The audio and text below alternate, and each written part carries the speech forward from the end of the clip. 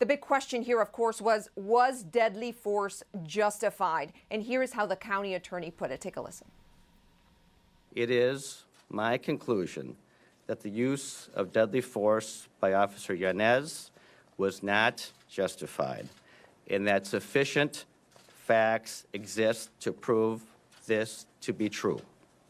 Accordingly, we filed a criminal complaint this morning in Ramsey County District Court charging Officer Yanez with second-degree manslaughter in the death of Philando Castile and 2 felony counts of dangerous discharge of a firearm that endangered the safety of Diamond Reynolds and her 4-year-old daughter, the 2 passengers in the car.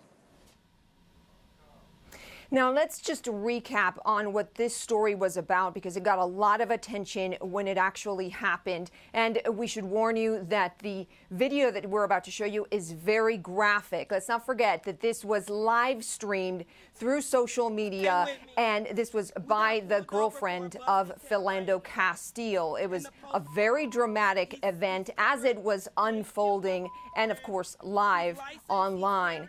But let me take you through this. This was back in July. The woman that you're seeing on your screen, that is Diamond Reynolds. She says that they were stopped because of a taillight, and now we're learning from the Ramsey County attorney that that video actually started rolling about 40 seconds after the last gunshot was fired. And so you see Philando Castile there, very bloody. Diamond Reynolds saying that he was actually trying to get a hold of his ID when those shots were fired.